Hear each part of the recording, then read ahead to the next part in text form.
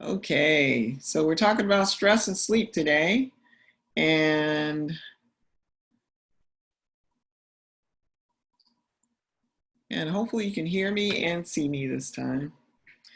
And the reason why I've got these body types up here is because they're so common, and hopefully some of you can relate to this. I know I can. I can relate to a couple of these body types. Estrogen type is the women with the pear shape, and then the adrenals, both men and women can have kind of the pot belly going on from the adrenals. That's because the adrenals are making too much cortisol. And then the thyroid is kind of a combination of everything. It's like fat that's distributed all over the body. And then the liver for men, often this is due to medications. Often people think of like alcohol, like beer, but it's more often from medications.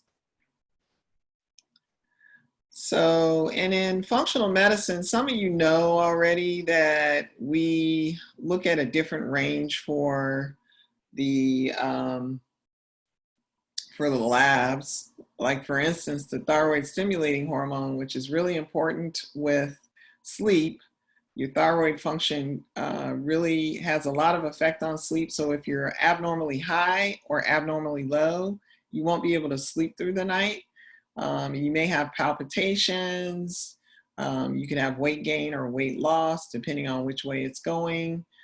But the thyroid syncs up with a lot of our hormones, and the HPA axis is controlling a lot of our hormones, and that's an axis is controlled by the hypothalamus and by the pituitary gland in the brain.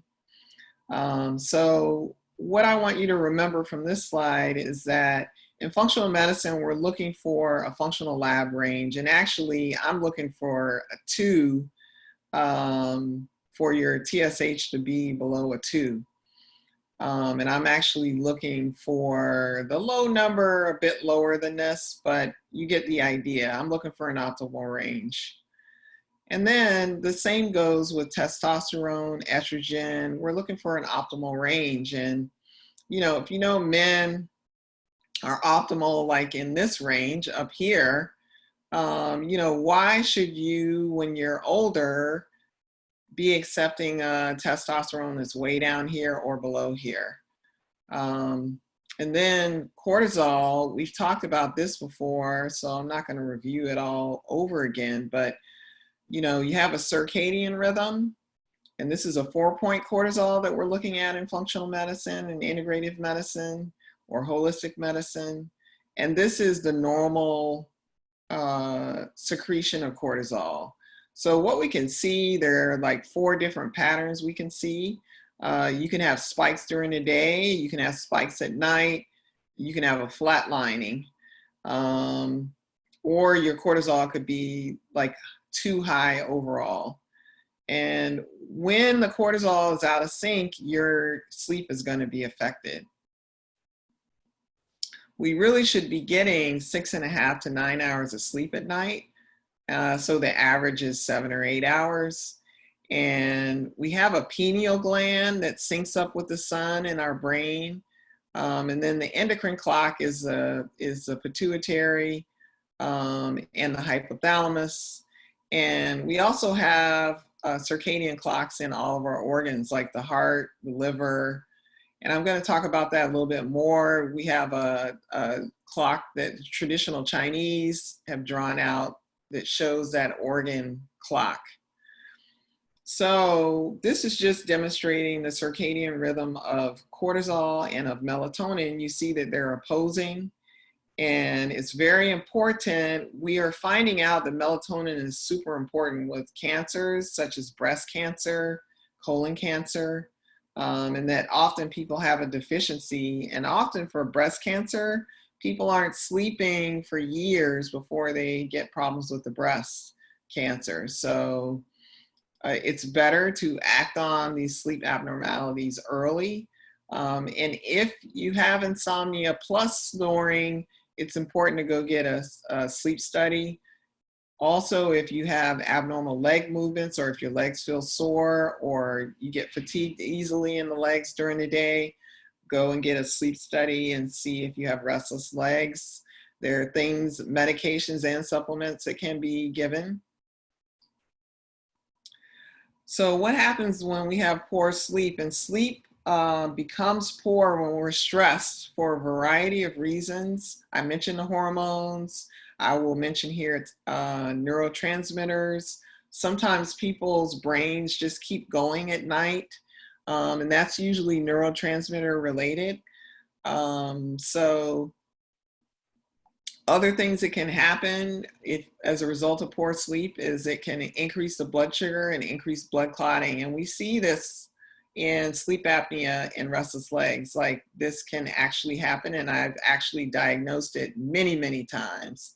For some reason, a lot of internal medicine doctors kind of overlook why the blood sugar is elevated. They're not looking for root causes, and often sleep is the root cause.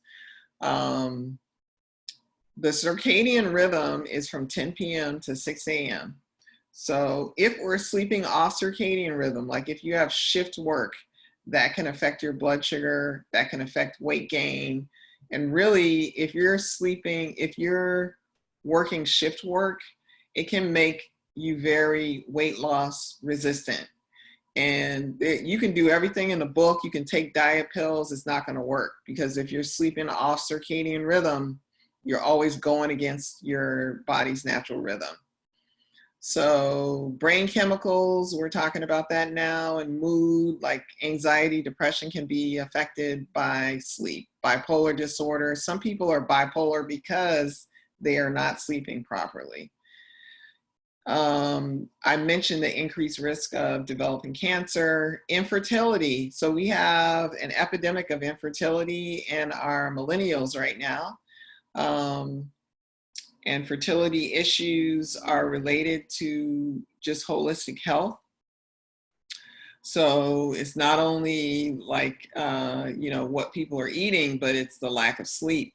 And then lung problems often correlate with poor sleep. And I'm going to talk about that a little more, but you can get lung problems with sleep apnea. You can have lung problems that are resulting from sleep problems. So here is a traditional Chinese medicine clock, and you can see here that the gallbladder, the liver, the lung, are going in their active states, and also the large intestine during the time that you're sleeping. The triple burner, which is the hormonal issues, can keep you from falling asleep at 10 p.m.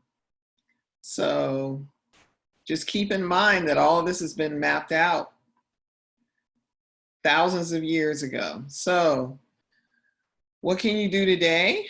I've talked about this before. There are actually some herbal supplements that may help with sleep, but you kind of need to know what the cause is. Because if you have sleep apnea, nothing's going to help with your sleep except getting a CPAP and getting oxygen to the brain while you're sleeping.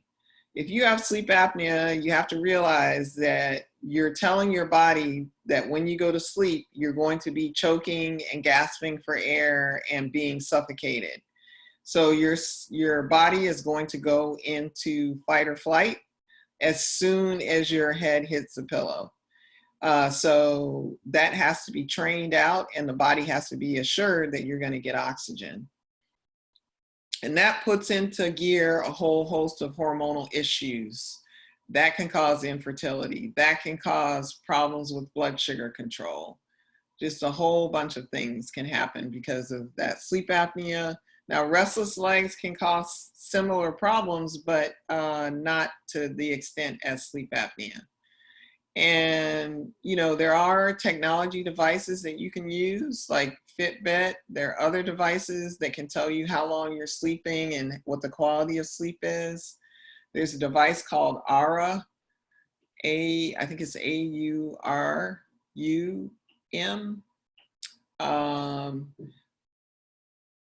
I think that's correct. But anyways, look it up on Google. There's a ring that you can buy that has an electronic, it communicates with your computer once you take it off and sync it up with the computer. and it gives very good and helpful sleep information and things that you can do to improve your sleep. You should also lower the temperature in the room that you're sleeping in between 60 and 65 degrees. You can go online and you can read about chronotype for sleep. There are 5 different chronotypes, and I've mentioned this in previous talks. You can go on TrueDark and order their blue blocker glasses. Actually, Amazon has the blue blocker glasses as well. The devices like the laptop, the phones, all emit blue light. And when you're getting blue light after you eat dinner, it's harmful to your sleep cycle because blue light tells the brain that it's time to wake up. That's one of the things that the sun emits in the full spectrum.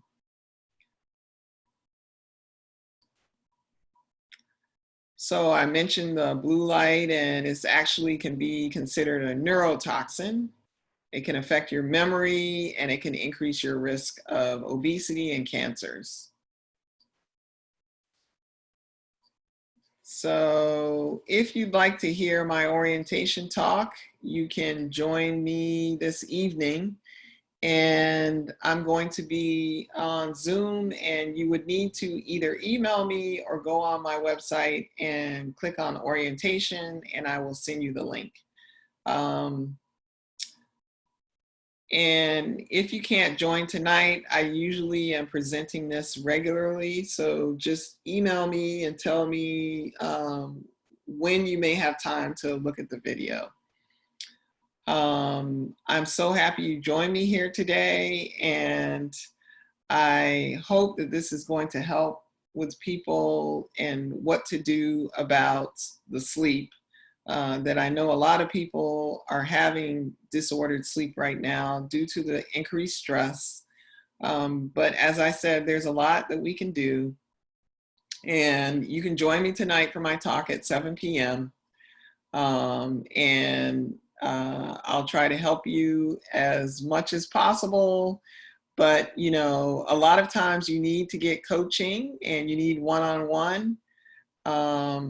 I just signed up on Push Health, and Push Health is a telemedicine website. I have my own telemedicine, but if you're looking for a budget way to work with me, you can get a short session for $60.